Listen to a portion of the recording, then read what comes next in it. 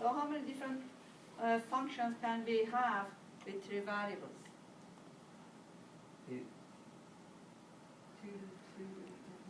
Right, it's 2 to the 256. 2 to the n, right? So that's the number of possible functions, three variable functions that we can have. And then here they're giving us the general form for a function with three variables. So you're using the notation A0 through A7, and this A0 through A7, they can be 0 or 1. And then now we can express the sum of product form of the function in terms of the minterms by using the A0 through A7. So we say f is going to be equal to A0 M0 plus A1 M1 and so on to up to A7 M7. So that's going to be the summation of A sub I times M sub I, where I goes from 0 to 7. So in what case, what should be the value for A0 through A7 so that that particular minterm to be part of our function? What should be A0 or through A7? Should it be 0 or 1? If it's going to be a minterm. Should be 1, right? So these A's that we have, they should be 1 for our function if that particular minterm is going to be present in our function, right? Okay, so then for this particular M0, that's going to be part of our function if A0 is going to be 1. So that's the minterm expansion that we are looking at. We can do the same thing for using the A0 through A sub 7 here for expressing our function in terms of Maxterm. So here we are writing it as A0 plus M0 times A1 plus M1 and so on. So if A0 is 1, is that Maxterm is going to be part of our function? No. It's not. So because then if you have 1, then it's going to be 1 plus M0. So that term goes to 1, right? So M0 is not going to be part of your Maxterm expansion. So that works nicely, right? So these two are expressing our function in terms of its minterms and maxterms. Right? So we went through this last time. Any questions about it? We all follow how they are expressing our function in terms of the maxterms and the minterms. Now let's look at minterm expansion of f prime. So if we have f prime, then the minterm expansion, we can get it by taking the maxterm expansion and priming it. So if we do that, then the product is going to change to summation, and then that becomes a sub I, so we are just applying De Morgan's theorem here, right? So product is going to change to summation, and then the O-ring is going to change to ANDing, and this is going to be primed, and that's going to be primed.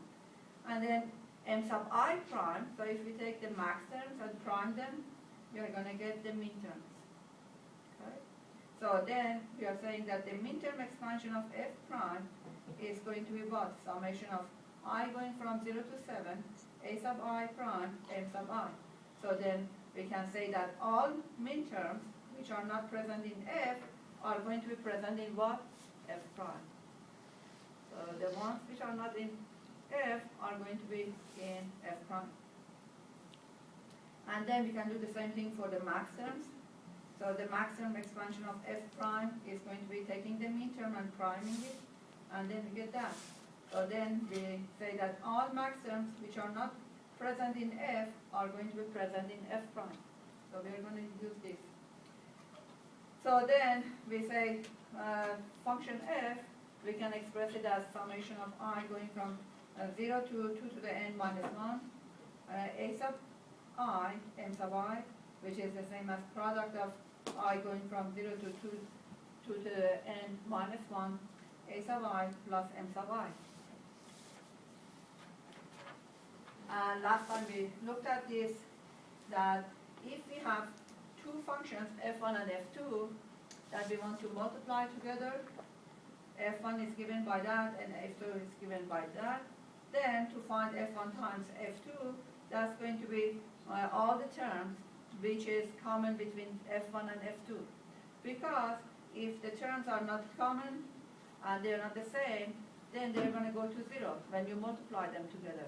So if you have, suppose you're taking m0, suppose you take m1 and multiply that by m2. So what are we going to get? So m sub 1 is going to be 1. Suppose we have three variables, so that's going to be 0, 0, 1. So that's going to be A prime, B prime, C, right? Multiply that by 2. 2 representation is that, so that's going to be A prime, B, C prime. So if we multiply these two, what are we going to get? That's 0. So that's why the terms which are not the same, they are going to go to 0 when we multiply them together.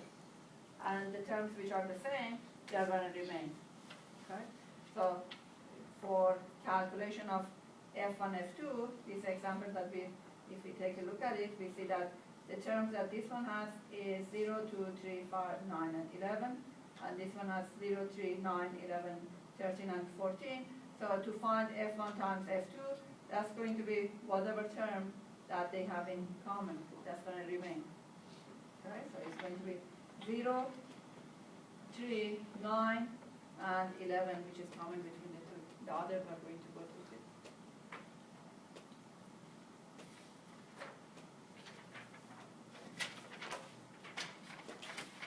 So now, if they give us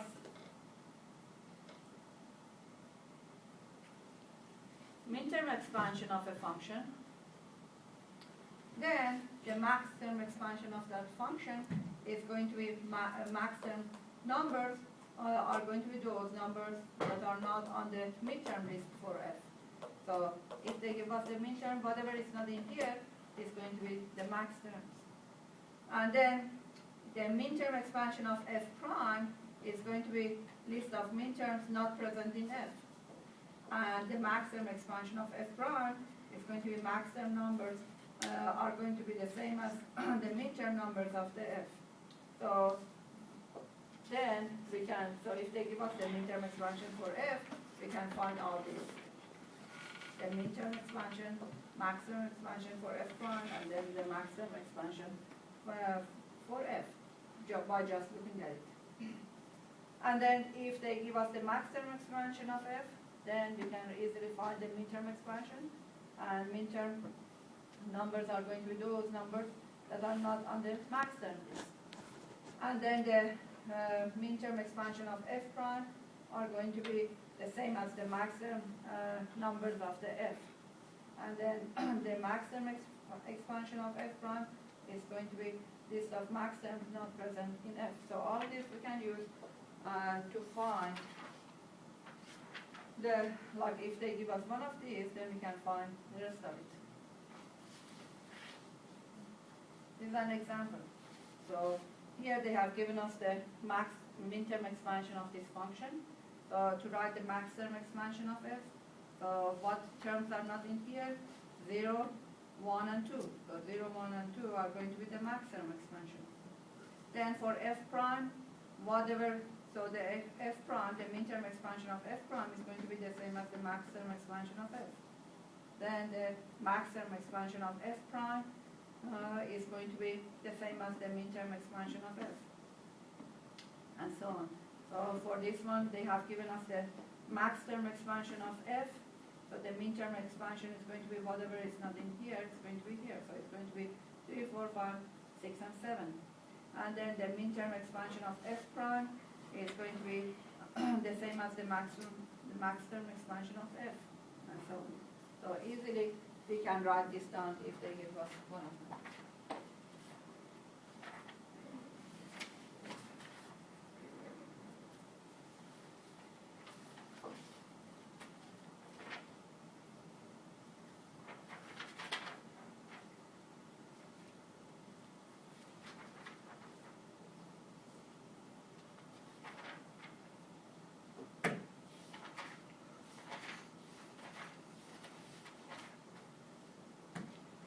want to talk about incompletely specified functions. So there are cases where a function might not be completely specified. So if, for example, this, if you have a large digital system, which is usually divided into many sub-circuits, and in that case, like this example, we have N1, which is driving the N2 sub-circuit. So in this case, the way that N1 is, if we apply different values to W, X, Y, and Z, some of the ABC that we have here is not going to generate all the different combinations of the ABC. So this N2 as input is not going to have all the different combinations. So this type of situations, we express the function with, we say our function is not completely defined, and we express it with excess. So let's see what we're going to do here. So here they're saying, let's assume the output of N1 does not generate all the possible combination of values for ABC. In particular, they're assuming that there are no combinations of values for W, X, Y, and Z, which causes ABC to assume this value. So they're saying that ABC cannot take these two values that they are specifying here. This is just an example. So then, if that's the case, then in the truth table for this N2 sub-circuit that we have, our inputs are ABC, so we list all the different combinations. So our function f is not defined for these inputs. So that the fact that it's not defined, we use letter X to represent them. So we say our function is not defined for input 0, 0, 1 and for input 1, 1, 0. So we use X for them. So these X's are called don't cares. So then when we want to minimize this function, we use these don't cares. So these don't cares, they can be 0 or 1, so it doesn't matter. So if they're going to help us, they're going to treat them as 1. If it's going to help us to get a better function, minimum form of the function, we use it as 1. If it's not, we use it as 0. So let's see. So in this one, they are showing us what we are going to do. So for the first case, we are assuming that both of them are going to be zeros. Okay, so this is first scenario that they are looking at. So if both are zeros, then our function, we can write the sum of product form of it from the table. So we are going to have A prime, B prime, C prime, plus A prime, B, C, plus ABC. So that's what they have here. So now they write the sum of product form of the function from the table, and now they minimize it. So how have they minimized this one? They are just factoring BC between these two terms, so A prime plus A becomes 1, so we get that. Right? So that's one case. Now we are going to look at and assign to the first X 1, and then for the second one 0. So the first don't care, they are treating it as 1. So if they treat it as 1, in the midterm expansion that we have to include that. So then now we are going to add to the 3 terms that we had, term A prime, B prime, C. So now they are adding A prime, B prime, C. A prime, B prime, C. So now they have that. So now they take these 4 and they minimize it. So minimizing, what can we do here? Between these two terms, we can factor out the A prime, B prime, so we get C prime plus C, so that becomes A prime, B prime. And between these two terms, we can factor out the BC, so we get A prime plus A, which is 1, so we get BC. Right? So now, if we look at it, this is more minimum than that one. So here, we need one less literal here, right? So this is more minimum than that. Then, for the next case, what they are going to be doing is assigning both of these don't cares to be 1s. So we assign this one to be 1 and that one to be 1. So now in our midterm expansion of this function, we will have 1, 2, 3, 4, 5 terms. So now they have the 5 terms. So now if we minimize it, we get it in this form. So the best case is going to be what? This one is the minimum form of the function. And they got that by letting the first x to be 1 and the second x to be 0. So then you have to look at all the different combinations and see which is going to give you a better D. And we are going to use this, like when we look at Parnoma and we look at the incompletely specified function, then there we use it. Yes? How come they didn't ever do the first x0 and the second x1? They just gave up on it. So they thought with 3 cases you can see Okay. the application of x, how they use it. So for the other case you can do the same thing. Oh, they just kind of show us Yeah, examples. they just thought that that's enough. They didn't want to do it again. So that's why they didn't show it. So for the other case, they are letting the second one to be 1 and this one to be 0, right? That's the case that they didn't input. So let's do that together and see what we get. So then we get A prime, B prime, C prime, and then another term that we should include is A prime, B, C, and then the next one is A, B, C prime, and the last one is A, B, C. So simplifying this, what can we do? We can factor out the AB between these two, C prime plus C, and then we have A prime B C, and A prime B prime C prime. So then that's 1, and then is there something else that we can do here to minimize it?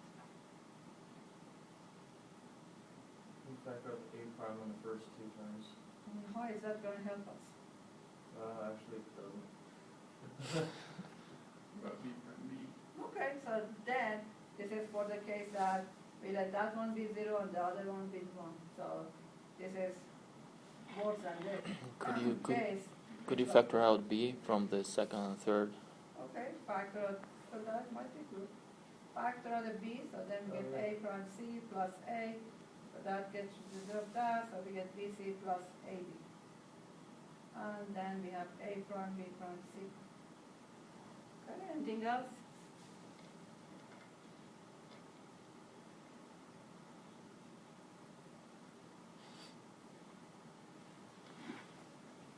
Can you think of consensus here?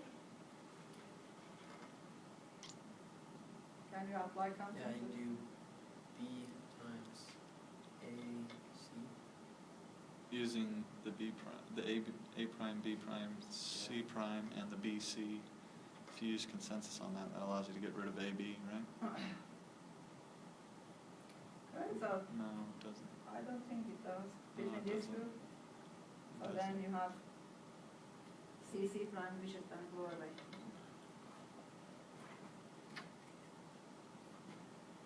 Can we do the A, B, C? Nothing works. You can't do consensus, can you? It seems that's all we can do on this one. So that's the other case. So still, the second case was the best one. So we say that's the best one for minimization, to let the first don't care to be 1 and the second one to be 0.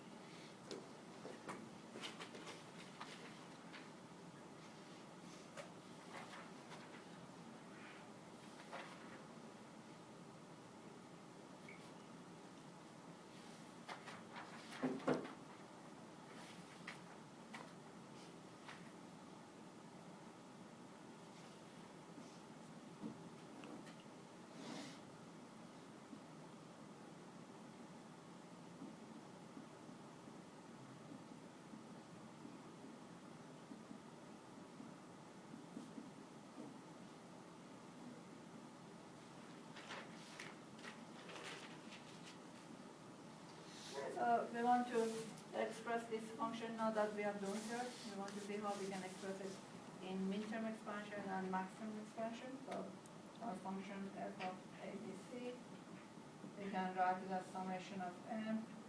So that's going to be 0, 3, and 7. Plus summation of these dunkers now, we have to include that. So for dunker we use D, and what are our dunkers? 1 and 6. And then for Maxterm expansion, set of A, B, C, that's going to be the product of M, and what are our zeros? 2, 4, 5, and then times the product of what is dunkers, and we use capital D for that, and then 1 and 6. So that's the notation that we use for showing Minterm expansion and Maxterm expansion of functions that they do have dunkers.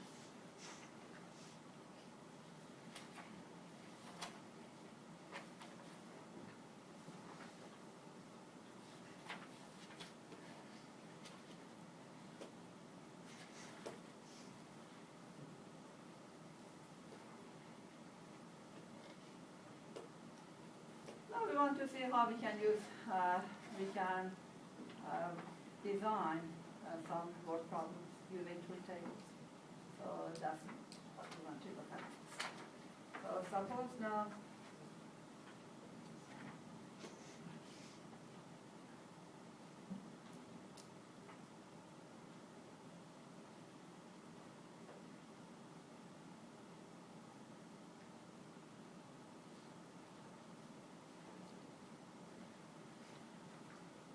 we want to design an adder which is going to add two 2-bit binary numbers to give a 3-bit binary sum. And we want to find the truth table for the circuit. So here the circuit that we have has 4 inputs and 3 outputs. And this is our first number. We want to add two 2-bit binary numbers together to get a 3-bit output. So now we want to come up with a truth table for this. So our truth table, how many entries is it going to have?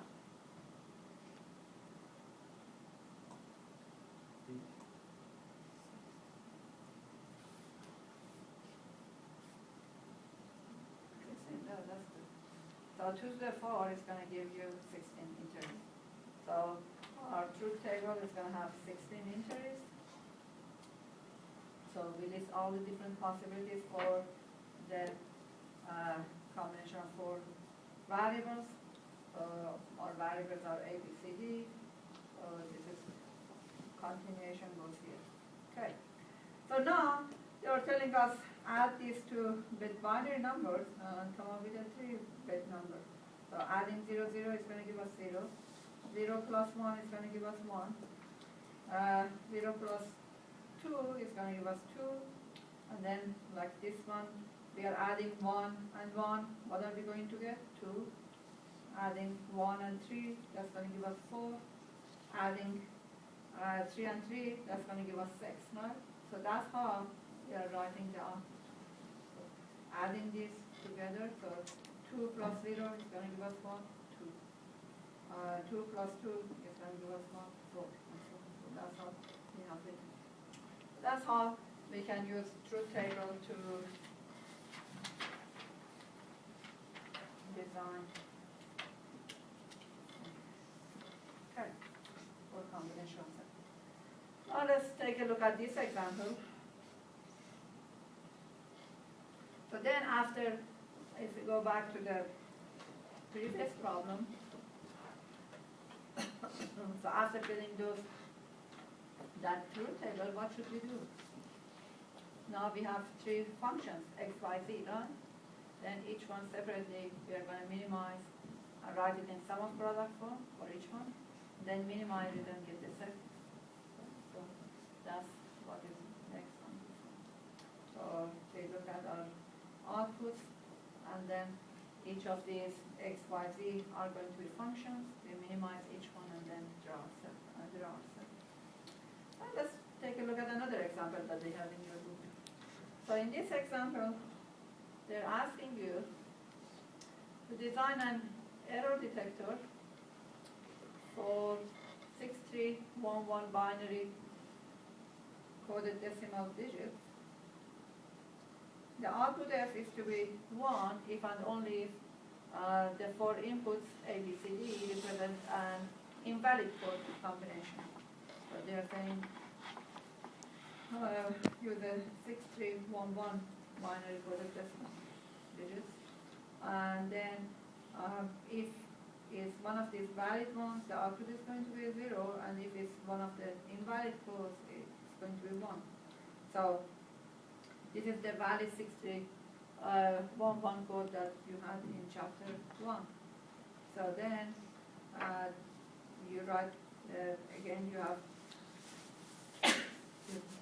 4 inputs, A, B, C, D. So you list all the different combinations for it. So again, you will have 16 entries. And then if we look at like 0010, is that a valid code here? It's not, right? So the problem says if it's not a valid code, put a 1 here. And then this is a valid code and so on. You get to this one, 110 is that a valid code? It's not, so you put 1. So that's how you come up with a truth table. So from word problem, you translate it and change that to a truth table. So now you have this function f. You can write the sum of product form of it, and then you try to minimize it, and then draw the circle, and you're done with your design. So in combination circuits, in order to do designs, we use truth tables.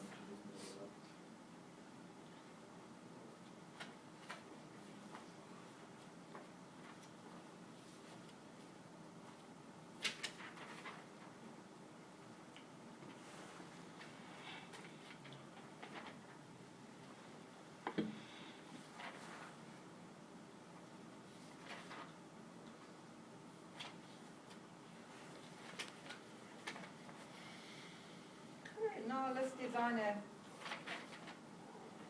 half adder using a truth table.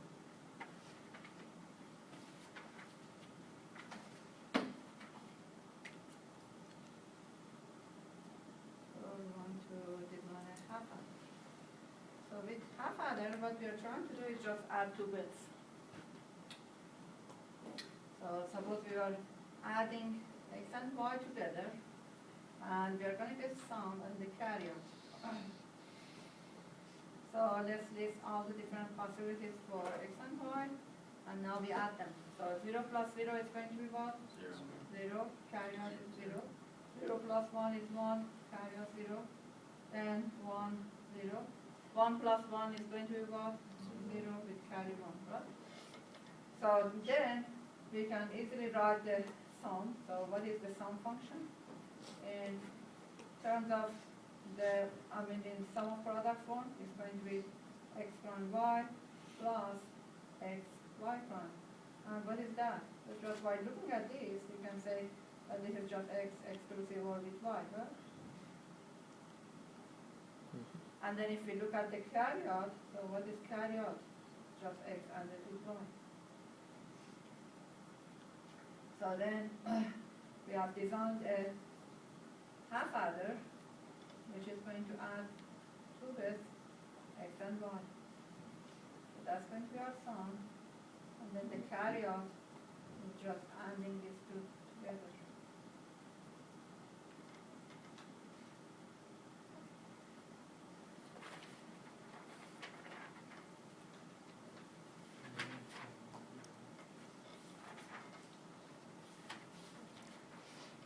Now we want to design a full adder.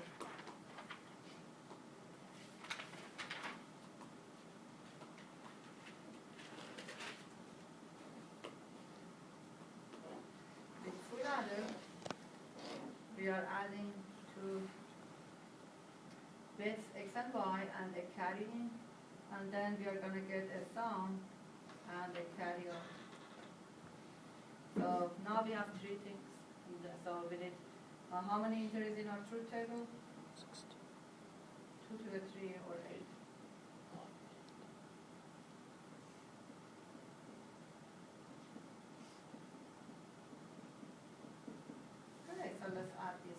So 0 plus 0 plus 0 is going to be 1. Sum 0, carry out 0. 0 plus 0 plus 1, sum 1, carry out 0. Same as that, 1, 0. 1 plus 1 is going to be 0, carry out 1. Then this is going to be 1, 0, and then 0, 1, and that's 0, 1. Then 1 plus 1 plus 1 is going to be sum of 1, carry out of 1. So now we have our sum function and we have our carry out function. So now we can write the sum of product form for each one. So the sum function, I think the sum of product form, we get x prime, y prime, Cn plus x prime, y, Cn prime, plus x, y prime, Cn prime, plus x, y, Cn prime. So that's our sum function. And let's minimize this. So if I want to minimize this, what can I do? I can, so between these two, what can we factor? Sorry, on the last one, shouldn't Cn be not prime? So then, for these two, what can we factor between them? We can factor out x prime. So we get y prime Cn plus y Cn prime. Then between these two, we can factor out an x. So then we get y prime Cn prime plus y Cn. And then this is just exclusive ORing of y and Cn. And then this one is exclusive NOR, right? Which is the same as exclusive OR prime. So it's going to be y exclusive OR with Cn prime. So what is this? Now we have x prime times something plus x times the other thing prime. So now that's just what exclusive OR of x and this. So then becomes x, exclusive OR with y, exclusive OR with Cn. So now that's how we can calculate the full adder for summation. Now let's do the same thing for the carryout. We'll do that next time. We have a lot of time. So next time we'll continue with writing the field for